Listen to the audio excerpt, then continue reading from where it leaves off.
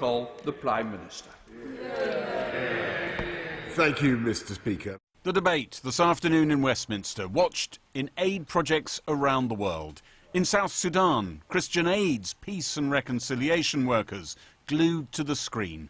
They've lost all their funding under UK aid cuts. My colleagues, they have been glued to their YouTube looking at the proceedings, but does not look very promising for the people of South Sudan.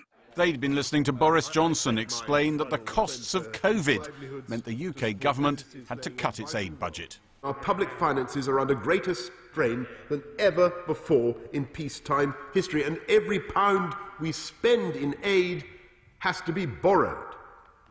And in fact, represents not our money, but money that we are taking from future generations. Theresa May. We've borrowed £400 billion. Where are the dire warnings about that? It seems that £4 billion is really bad news. £400 billion, who cares? She cast her eyes at the successor whose own rebellions helped to bring down her Brexit deal and her premiership. I have been in this House for nearly a quarter of a century. During that time, I have never voted against a three-line whip from my party. As Prime Minister, I suffered at the hands of rebels. I know what it is like to see party colleagues voting against their government. We made a promise to the poorest people in the world. The government has broken that promise.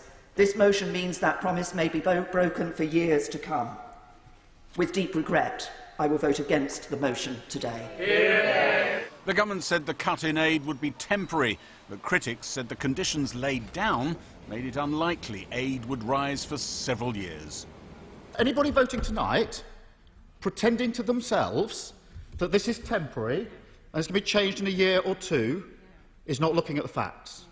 And if anybody wants to intervene and say the OBR's got it completely wrong, they've got better statistics, please do so, including yourself, Prime Minister. He didn't respond, but behind him, his rebels piled in. I don't really accept that what the Chancellor is saying, that this is the only place, indeed the best place, for savings to be found, is cutting aid, which will cost lives. Such a choice is morally reprehensible. Let's be clear about it. Morally reprehensible. Many girls will die in early childbirth because of this decision by this government.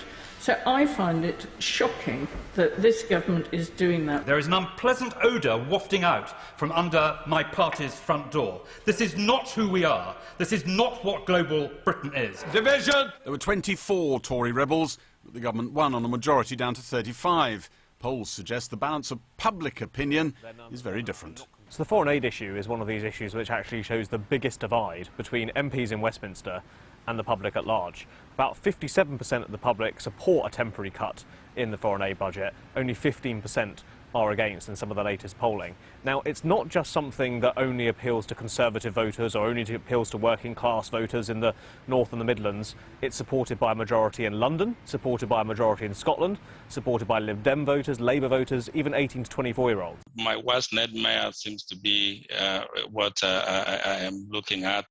The Chancellor's message for aid workers like these in South Sudan was that aid could be restored soon if UK economic growth surged. But for now, this project loses all its UK funds. Earlier, I spoke to the former International Development Secretary, Andrew Mitchell. I began by putting it to him that the cut to foreign aid is the only cut government makes, knowing it will not upset its voters. Well, as you know, John, I strongly disagree with the cut, but I have to say this for the government. They have at least honoured the House of Commons by bringing it forward. They've accepted the strictures and the ruling of Mr. Speaker that there needed to be a vote, and they've held the vote. And, you know, that was the right thing to do. And to my deep disappointment, we have been unable to win that vote. But, you know, democracy has prevailed and the House of Commons has made a decision. And I was also encouraged to some extent by the Chancellor's commitment to the return of point 7 at the end. And I think for those of us who really care about this, the important thing is to try and, you know, encourage the government to get back to the point 7 as soon as they can, because the damage that is being done to some of the poorest people in the world as a result of these cuts and to Britain's reputation is immense. And the sooner we can persuade the government to bring it back, the better. Well, we can be pretty clear about this. I mean, more children will not go to school and more people are going to die. Yes, I'm afraid both those two things are true. The education budget for girls into school has been cut by 25%, and the budget for neglected tropical diseases, of course, has been cut by nearly 90%. And thank goodness these philanthropists have agreed to divert money that they were spending on other vital causes to fill in for the government breaking this promise. But they'll only do that for 1 year. Yet you did speak of an odour coming from under the door of your party. What is it? We had made clear to people who were on the sort of centre-left Liberal voters that the Conservative Party was safe for them because of our very strong support for international development and world leadership on that. I think there will be many who will be very disappointed at the fact that we've broken our promise on the 0.7, and I do think it will rebound against our party. You know, I wish that wasn't true, but I think it will. And we need to remember that the Tory party wins a majority and is successful when it is the broadest possible coalition. If you start cutting out some of the key DNA that makes the Tory party what it is, the Tory party will suffer. But what exactly is this odour? Well, I think you've seen it in recent polling, you've seen it in Chesham and Amersham. And it is the fact that we appear to have turned our back on a promise that was very much part of our getting elected with an overall majority in 2015.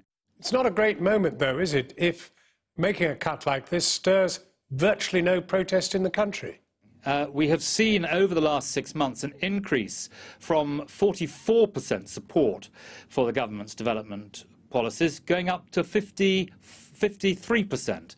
And, you know, those figures sound right to me, and it shows that the majority of the public now accept that cutting humanitarian aid is not the right thing to do, and that's one of the reasons why many of us have opposed it so strongly.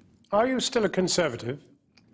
Yes, I am, and you know, I have learnt down the years that when your party does something of which you don't approve, it is much better to stay within it and fight for the things you believe in and try and persuade colleagues of their importance rather than to push off. And, you know, I hope to die a Conservative, but not just yet, but I certainly hope to persuade my party of the absolute critical importance of Britain's development leadership, which I'm afraid is taking a bit of a back seat at the moment. Andrew Mitchell, thank you very much for talking to us. Thank you.